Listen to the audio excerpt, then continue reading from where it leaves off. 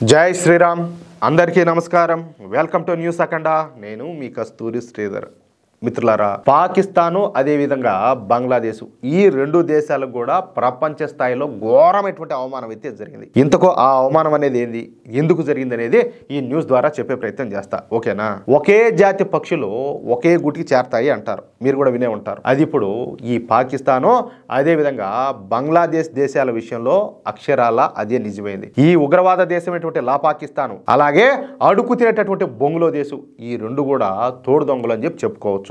సహజంగా ప్రపంచ దేశాలన్నీ కూడా ఎక్కువగా ఈ ఉగ్రవాద దేశమైనటువంటి పాకిస్తాన్నే తప్పుగా చూపిస్తూ ఉంటాయి.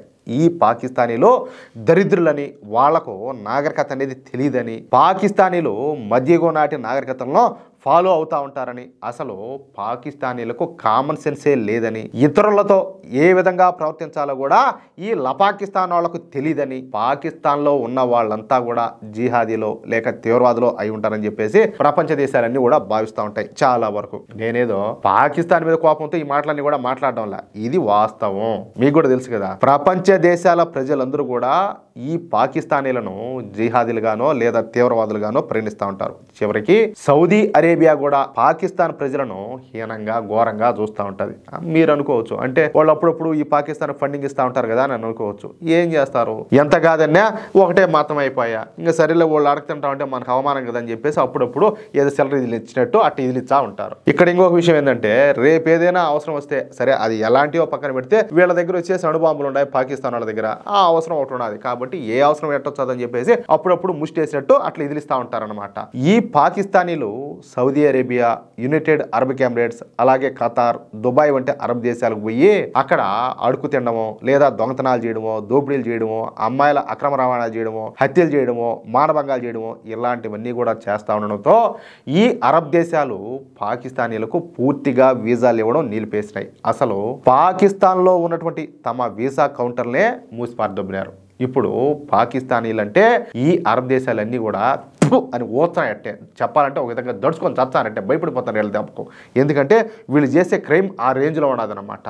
మీకు ఇక్కడ ఇంకొక రహస్యం చెప్పాలా, బహుశా ఈ విషయం చాలా మందికి తెలిసి ఉండకపోవచ్చు. ఏమే, అమెరికా, బ్రిటన్, ఆస్ట్రేలియా, న్యూజిలాండ్ లాంటి దేశాల్లో నివసించేటటువంటి కొంతమంది పాకిస్తానీలో ఆ దేశాలలో చిన్న చిన్న వ్యాపారాలు చేసుకొని బతుకుతూ ఉంటారు. చిన్న చిన్న రెస్టారెంట్లలో, కాఫీ షాపుల్లో, పిజ్జా సెంటర్లు ఇవన్నీ కూడా పెట్టుకొని బతుకుతూ ఉంటారు. ఈ క్రమంలో వాళ్ళు ఎప్పుడు కూడా మేము పాకిస్తాన్ వాళ్ళం అని చెప్పేసి చెప్పుకోరు. వాళ్ళు మేము భారతదేశం నుంచి వచ్చినామని చెప్పుకుంటా వాళ్ళ వ్యాపారాలు అయితే నడిపించుకుంటూ ఉంటారు. ఒకవేళ వాళ్ళు కనుక మేము పాకిస్తాన్ వాళ్ళం అని చెప్పినారనుకో, ఇక వాళ్ళ రెస్టారెంట్ల మొహం ఎవడు కూడా చూడడం. ఎందుకంటే వాళ్ళ దృష్టిలో వీళ్ళు జిహాదీలు, తీవ్రవాదులు, వీళ్ళు ఎందుకు పోతారు వాళ్ళ దగ్గరికి వీళ్ళు. అందుకని చెప్పేసి వాళ్ళు ఏం చేస్తారు, వాళ్ళ బతుకు తెరువు కోసం, వాళ్ళ వ్యాపారాల కోసం ఏదే వీళ్ళ సిగ్గుజావా, వీళ్ళ సిగ్గుండాలి ఒకరవన్నా మేము భారతీయులు అని చెప్పుకొని బతుకుతూ ఉంటారు అక్కడ వాళ్ళు. అర్థమవుతుందా? సరే, ఈ పాకిస్తాన్కి ఇప్పుడు మరొక జిహాదీ దేశం బంగ్లాదేశ్ తోడైంది. వీళ్ళు ఒక దిక్కుమాలి బతుకు, దరిద్రపుండా కొడుకు వీళ్ళు. మరి జోగి జోగి రాసుకుంటే బూడిద రాలేదంట. అదే విధంగా ఇప్పుడు ఈ పాకిస్తాను బంగ్లాదేశ్లో కలిసి పనిచేస్తున్నాయి. ఈ బంగ్లాదేశ్ వాళ్ళను రాచి రంపాన పెడతా ఉన్నది పాకిస్తాన్. పోయేది వాళ్ళ మీద దాడులు చేసేది, వాళ్ళ ఆడబిడ్డల మీద మానభంగాలు చేసేది. మామూలు కిరాతకాలు కాదు వాళ్ళు చేస్తానది. కుయ్యో ముర్రో మేము బతకలేకుండా వాళ్ళ చేతల్లో మేము సచ్చనామంటే మన భారతీయ సైన్యం పోయి వీళ్ళ ప్రాణాలు కూడా బలిదానం ఇచ్చి వాళ్ళ స్వాతంత్రం ఇప్పించారు. ఈ లంబడి కొడుకులు ఇప్పుడు మత పిచ్చితో వాళ్ళతో పోయి చేరి వాళ్ళ సంఖ్యలో వాళ్ళ ముడ్డి నాకుతారు. ఎవరో ఈ బంగ్లాదేశ్ వాళ్ళు. సరే, వీళ్ళు ఇప్పుడు వాళ్ళతో కలిసి ఏకంగా చెప్పాలంటే కలిసి కాపురం చేస్తున్నారు. అది కూడా మన భారతదేశానికి వ్యతిరేకంగా. ఈ మాట చెప్పాలంటే నాకే సిగ్గుగా ఉన్నది. ఏదో చైనా లాంటి దేశం మన శత్రు దేశం అంటే ఒక రకం, అదేందంటారు, ఏదో చెప్తారు పెద్దవాళ్ళు మాట. ఏదైనా చెప్పుకోవడానికైనా కూడా ఒక సమౌజ్యం ఉండాలి, అంతేగాని బికారి ముండా కొడుకులలో. అవునా కాదా?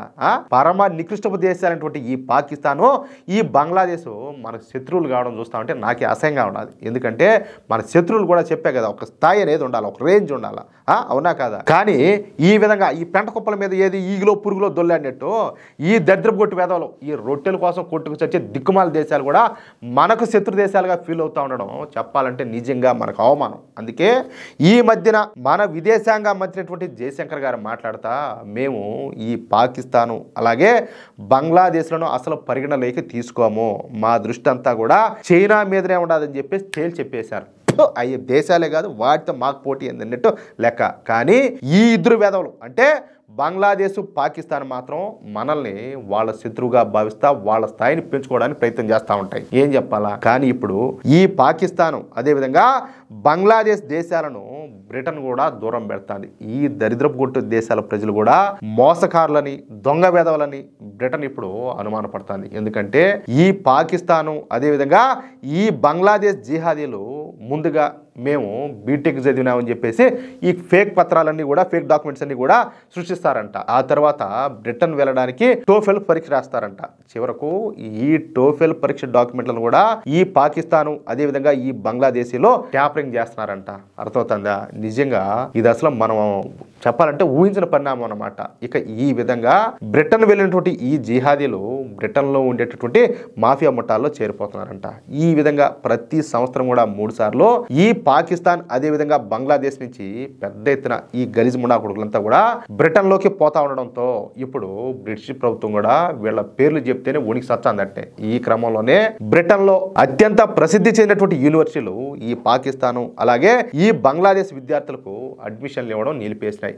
వచ్చే సంవత్సరం నుంచి పూర్తిగా ఈ దేశాలకు వీసాలను కూడా క్యాన్సిల్ చేస్తా ఉన్నట్టు బ్రిటిష్ యూనివర్సిటీలు అయితే ప్రకటించేసినాయి. మాంచెస్టర్ అలాగే వోల్వర్హాంప్టన్, ఈస్ట్ లండన్, సుందర్లాండ్, కోవెంట్రీ వంటి ప్రముఖ విశ్వవిద్యాలయాలు ఇప్పుడు పూర్తిగా పాకిస్తాను అదేవిధంగా బంగ్లాదేశీలకు నో ఎంట్రీ బోర్డుని అయితే పెట్టేశాయి. ఇది నిజంగా చెప్పాలంటే ఈ 2 దేశాలకు కూడా జరిగినటువంటి ఘోరమైన అవమానం. ఈ 2 దేశాల మధ్య స్నేహం పెరిగిన తర్వాత ఈ 2 దేశాలకు కలిపి ఏది జుట్టు ముడేసి కొట్టినట్టు మొట్టమొదట జరిగినటువంటి ప్రపంచ స్థాయి అవమానం ఇది. అర్థమవుతుందా? దీంతో ఇప్పుడు విదేశాలలో ఉండేటటువంటి పాకిస్తాను అదేవిధంగా ఈ బంగ్లాదేశీలో సిగ్గుతో చచ్చిపోతారంట. అయినా ఇలా సిగ్గాడేడ్చింది ఆ స్వామి. మేము ఫలానా దేశం అని చెప్పి తెలిస్తే రేపు మమ్మల్ని కూడా డిపోర్ట్ చేస్తారేమని చెప్పేసి భయపడి చచ్చారంట. అంటే ఆడ కూడా స్వార్థమే. అది ఈ ముండా కొడకల బతుకు. అర్థమైందా? అది విషయం. మిత్రులారా, ఈ న్యూస్ కనుక మీకు నచ్చినట్లయితే ఖచ్చితంగా ఈ న్యూస్ నలుగురికి షేర్ చేయండి. అలాగే ప్రతి ఒక్కరు కూడా మీ యొక్క అమూల్యమైనటువంటి అభిప్రాయాలను కామెంట్ రూపంలో తెలియజేయండి. ఇంకో విషయం ఏంటంటే ఇంతవరకు మీరు గనక మన ఛానల్ని సబ్స్క్రైబ్ చేసుకున్నట్లయితే ప్రతి ఒక్కరు కూడా మన ఛానల్ని సబ్స్క్రైబ్ చేసుకోండి, సపోర్ట్ చేయండి ప్లీజ్. జై శ్రీరామ్, జై హింద్.